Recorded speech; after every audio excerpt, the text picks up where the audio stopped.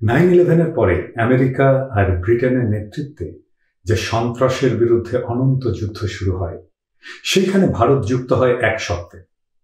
সেই শর্ত হচ্ছে কাশ্মীরের সকল সমস্যার জন্য সীমা পারকে আতঙ্কবাদ সবকিছুর জন্য দায়ী। এই বয়ানের প্রতি আমেরিকাকে সমর্থন দিতে হবে। আর তখন থেকেই শুরু হয় আমেরিকার সাথে, প্রেসিডেন্ট বুশের সাথে ভারতের লম্বা খাতিরের যুগ। এই সম্পর্ক শুধু আমেরিকার প্রেসিডেন্ট অফিস স্তরেই নয়, এই সম্পর্ক আর প্রভাবকে আরো গভীর করার জন্য আমেরিকান এমপি এবং সিনেটে ভারতের পক্ষে নিরন্তর লবি করার জন্য ভারত কিছু কৌশল নেয় এবং কিছু সংগঠন তৈরি করে। কি সেই কৌশল? ভারত আমেরিকাতেই বসবাসকারী প্রবাসী ভারতীয়দেরকে সংগঠিতভাবে কাজে লাগানোর জন্য অনেকগুলো কর্মসূচি হাতে নেয়। বলাই বাহুল্য, এই সমস্ত কিছুর কোঅর্ডিনেশনের দায়িত্ব নিয়েছিল আমেরিকায় ভারতীয় এম্বাসি বা ভারতীয় গোয়েন্দা সংস্থা। এই লক্ষ্যে 2003 সালে জন্ম হয় হিন্দু আমেরিকান ফাউন্ডেশন, যারা আমেরিকায় জন্ম নেয়া ভারতীয় বাবা মার পরের প্রজন্ম। যদিও তারা আমেরিকান নাগরিক, তারা গর্ব করে বলে আমরা ভারতীয় নই, আমেরিকান হিন্দু। কিন্তু বাস্তবে এরা ভারত রাষ্ট্রের স্ট্র্যাটেজিক হাতিয়ার সংগঠন, ভারতীয় বিদেশ নীতির বাস্তবায়ক। তাদের মুরব্বীরা আছে তাদের পেছনে, কিন্তু তাদেরকে কেউ দেখে না। 120 মিলিয়ন মানুষের ভারতের বাজারে ব্যবসা দেওয়ার বিনিময়ে আমেরিকান ব্যক্তি, ব্যবসায়ী আর তার সাথে এমপি এবং সিনেটররা মিলিয়ে তারা এমন একটা চক্র, লবি বা প্রেশার গ্রুপ বা কোটারি গ্রুপ তৈরি করে দিয়েছিল, যার লক্ষ্যই ছিল ভারতের রাষ্ট্র স্বার্থ রক্ষা করা। এই আমেরিকান লবির একটা গুরুত্বপূর্ণ অংশ হয়ে ওঠে ইসকন। ইসকন হয়ে ওঠে ভারত রাষ্ট্রের স্বার্থ রক্ষার একটা গুরুত্বপূর্ণ সংগঠন। লবি বা প্রেশার গ্রুপ তৈরি করা আমেরিকায় বৈধ। আপনারা আমেরিকান এমপি তুলসী গ্যাবার্ডের নাম শুনেছেন। এই তুলসী গ্যাবার্ড হচ্ছে ইসকনের আমেরিকান ফেস। তাকে দিয়ে ইসকন তার পলিটিক্যাল প্রোগ্রামগুলো পার্সু করে। এই তুলসী গ্যাবার্ডে কিছুদিন আগে বাংলাদেশে 1971-এর 25শে মার্চ শুধু হিন্দু গণহত্যা হয়েছিল বলে একটা বিবৃতি ছেড়েছিল। যারা বলে ইসকন রাজনীতি করে না, তো এই তুলসী গ্যাবার্ডকে দিয়ে কথা বলান কেন ভাইয়া?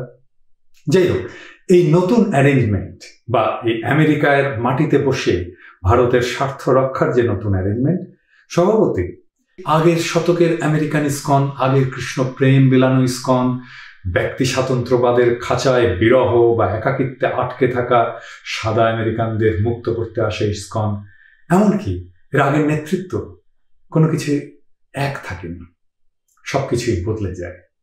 সেই আগের ইসকনের মৃত্যু হয়, জন্ম নেয় আর এক নতুন ইসকনের, যার লক্ষ্য এবং ফোকাস বদলে যায়। নতুন ইসকন জন্ম নেয় যার কাজ ভারত রাষ্ট্রের স্ট্র্যাটেজিক হাতিয়ার হওয়া। স্ট্র্যাটেজিক বলতে এখানে বোঝাচ্ছি রাষ্ট্র স্বার্থ উদ্ধারের লক্ষ্যে নেওয়া কৌশল এবং পরিকল্পনা। কংগ্রেস আমলে যেটা ছিল সফট হিন্দুত্ব, তাই এখন হয়ে উঠেছে আরো অ্যাগ্রেসিভ RSS এর হিন্দুত্ববাদ। আর তার তৎপরতার ক্ষেত্র তখন আর পশ্চিম দেশ থাকেনি। ইসকন সেই আমেরিকা থেকে পাড়ি জমায় বাংলাদেশে। এছাড়া সারা দুনিয়ায় ছড়িয়ে ছিটিয়ে থাকা নানা ভৌগোলিক পকেটে হিন্দু জনগোষ্ঠীর উপস্থিতি থাকলে সেখানে ইসকন গড়ে তুলে তাদেরকে দিয়ে ভারতের স্বার্থ রক্ষার কাজ ভারত রাষ্ট্র শুরু করে। ভারত ইসকনকে ঘিরে ভারত রাষ্ট্র সরকারের নীতি এবং স্বার্থ এবং স্ট্র্যাটেজির পক্ষে সকলকে জড়ো করে আগ্রাসী হিন্দুত্ববাদের বোধ জাগিয়ে তোলে, কমপক্ষে সহানুভূতিশীল করে তোলে। এসবই ইসকনের মুখ্য কাজ হয়ে ওঠে। এতে ভারত রাষ্ট্রই যে প্রকাশ্যে হিন্দু রাষ্ট্র হয়ে উঠেছে, ভারতীয় নাগরিককে সে হিন্দু হিসেবেই ট্রিট করে এবং সংগঠিত করে। তার আশেপাশের অন্য কোনো দেশের হিন্দু থাকলেও তাকে হিন্দু হিসাবে ভারত রাষ্ট্রের পক্ষে অবলীলায় সামিল করতে থাকে। তাহলে ইসকনের কাজ আজকে মূলত তিনটা। ইসকনের মূল কাজ ধর্মপ্রচার নয়।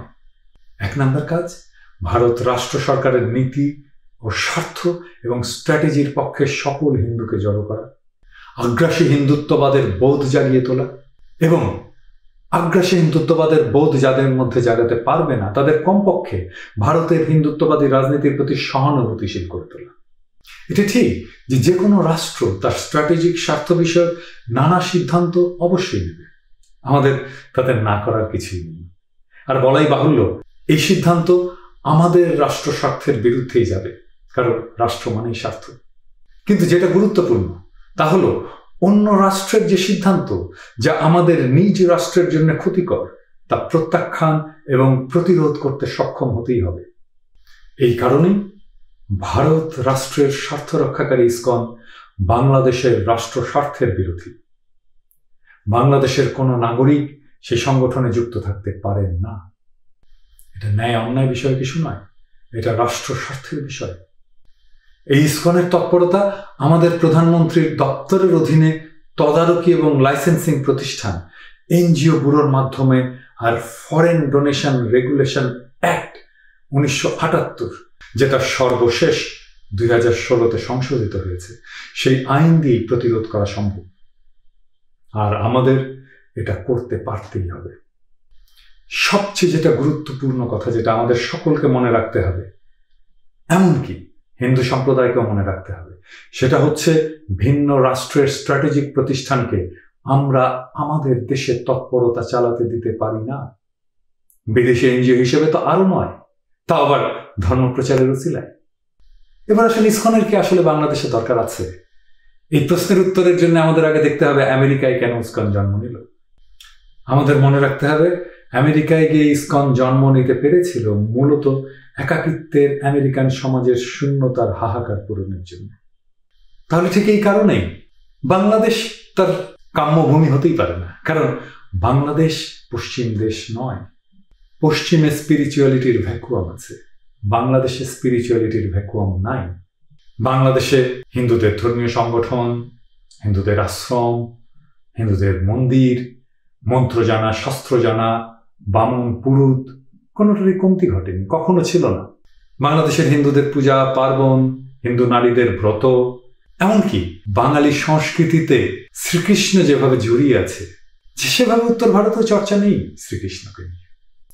তাহলে আমেরিকায় যে কারণে ইসকনের জন্ম, ঠিক সে কারণেই বাংলাদেশে ইসকনকে হিন্দুদের দরকার নেই। তাহলে ইসকনের জন্ম বাংলাদেশে কেন হলো?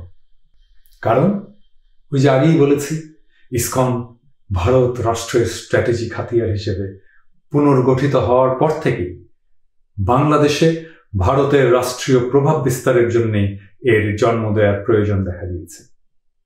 তাই অন্তত এই একটা কারণে বাংলাদেশের সরকার ইসকনকে বিদেশি এনজিও হিসেবে এনজিও ব্যুরো থেকে রেজিস্ট্রেশন দিতে পারে না। ইসকন আসলে ধর্মীয় নয়, ভারত রাষ্ট্রের হাতিয়ার রাজনৈতিক সংগঠন। আবার কোনো ধর্মীয় অথবা রাজনৈতিক প্রতিষ্ঠানকে এনজিও ব্যুরো রেজিস্ট্রেশন দেওয়া হারাম, কারণ এটা রাষ্ট্র স্বার্থ বিরোধী বলে নিষিদ্ধ। একটা এনজিও কেবল রিলিফ বিতরণের কাজ, দাতব্য কাজ করতে পারে, সেজন্য অনুমতি পেতে পারে, ধর্ম প্রচারের জন্য সে অনুমতি পেতে পারে না। বাংলাদেশে ভারত বিরোধী মনোভাব বাড়ছে।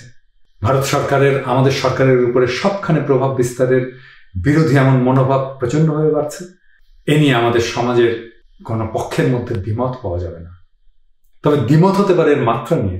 সরকারি পক্ষের হলে হয়তো কেউ বলবেন ভারতের প্রভাব অনেক কম বা স্বাভাবিক, অন্যদিকে অন্যরা বলবেন ভারতের প্রভাব চরম বা সীমাহীন, অসহ্য বা অনাকাঙ্ক্ষিত ইত্যাদি। আর এইরকম একটা অবস্থার মধ্যে ইসকনের বিরুদ্ধে অভিযোগ, বিরূপ মনোভাব, ক্ষোভ ক্রমেই বাড়ছে। ইসকনও পায়ে পাড়া দিয়ে ঝগড়া বাঁধাতে চাইছে, এটা এমন অ্যাগ্রেসিভ। ইসকন সবার সামনে প্রথম চোখে পড়া শুরু করে 2016 সালে সিলেটের একটা সংঘাত থেকে। আর কিছুদিন আগে চট্টগ্রাম শহরের সরকারি স্কুলগুলোতে প্রসাদ খাইয়ে কৃষ্ণ নাম গাওয়ার ভিডিও ফেসবুকে প্রকাশ হয়ে পড়া থেকে। বাংলাদেশের আইনে ইসকনের মতো ধর্মীয় সংগঠনের তৎপরতা, বিদেশি অর্থ নিয়ে আসা এবং বিতরণের অনুমোদন জোগাড় করা খুবই কঠিন, বিশেষ করে ফরেন ডোনেশন রেগুলেশন অ্যাক্ট 2016-র কারণে। এই আইনে বিদেশি স্বার্থ প্রতিফলিত হয় এমন তৎপরতার উপরে সরকারের কড়া নিয়ন্ত্রণ এবং নজরদারি থাকে সেই জন্য। এছাড়া বাংলাদেশের আইনে বিদেশি ধর্মীয় এনজিও প্রতিষ্ঠানের বাংলাদেশে কোনো ধর্মীয় তৎপরতা চালানোটাই প্রায় অসম্ভব। আইন এমনভাবে করা যেন তারা কোনোভাবে ধর্মান্তকরণ করার কাজ করতে না পারে। ইসকন তো কৃষ্ণ প্রেম বেলাচ্ছে না, সে ভারত রাষ্ট্রের স্ট্র্যাটেজিক স্বার্থ বাস্তবায়নের পার্টনার। কোনো বিদেশি রাষ্ট্রের কোনো দাতব্য প্রতিষ্ঠান অন্য দেশে নিজ দেশের নীতি বা স্বার্থ বাস্তবায়নের জন্য অনুমতি পেতে বা চাইতেই পারে না।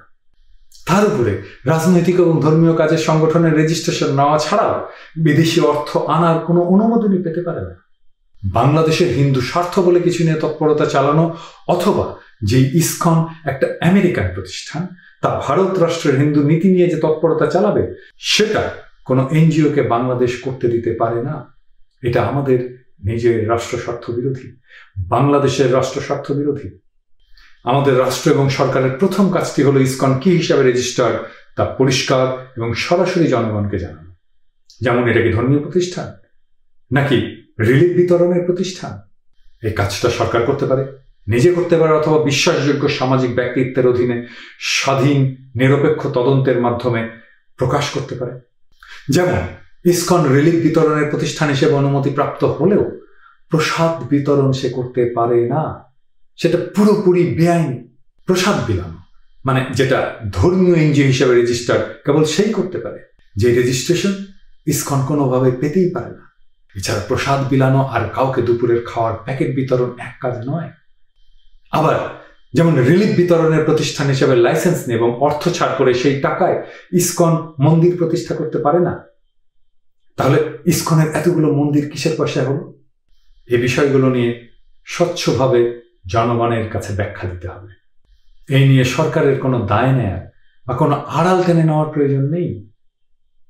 আমাদের আইন যদি পারমিট না করে তাহলে সরকারের কিছুই করার নেই। আবার মাঝে মাঝে আমরা শুনতে পাই অমুক ইসকনের সদস্য অথবা সরকারি কর্মচারী ইসকনের পদক, মেডেল বা সম্বর্ধনা নিচ্ছে বা দিয়েছে।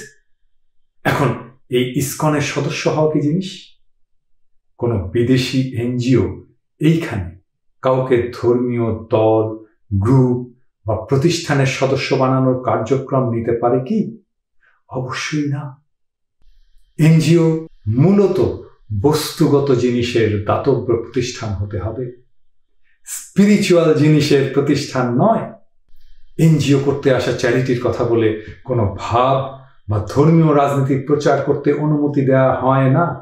বড়জোর সেটা সামাজিক সচেতনতা ধরনের কাজ, যেমন অধিকার বিষয়ক, দক্ষতা শেখানো, স্বাস্থ্য বা পরিবেশ বিষয়ক কাজ ইত্যাদি এরকম হতে পারে।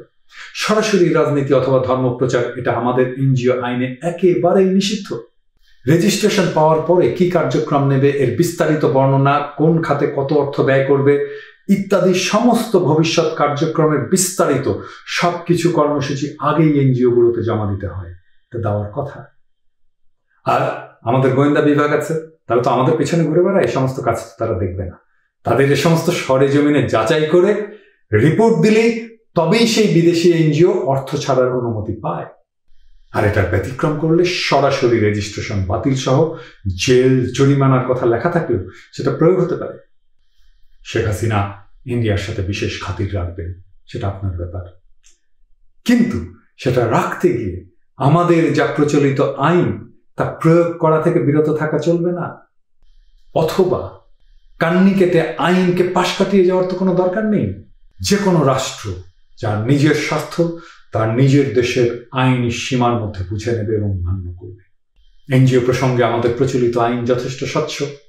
কাজেই রেকর্ড স্পষ্ট রাখা আর সেসব রেকর্ড পাবলিকের জন্য খুলে দিলে সব জটিলতা থেকে পরিত্রাণ পাওয়া যাবে।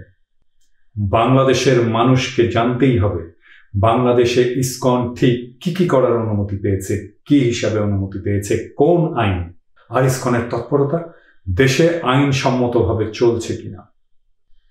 এমনকি ইসকনের নিজের উচিত আমার প্রশ্নগুলোর জবাব দেয়ার, কিন্তু সেই হিম্মত ইসকনের হবে কি?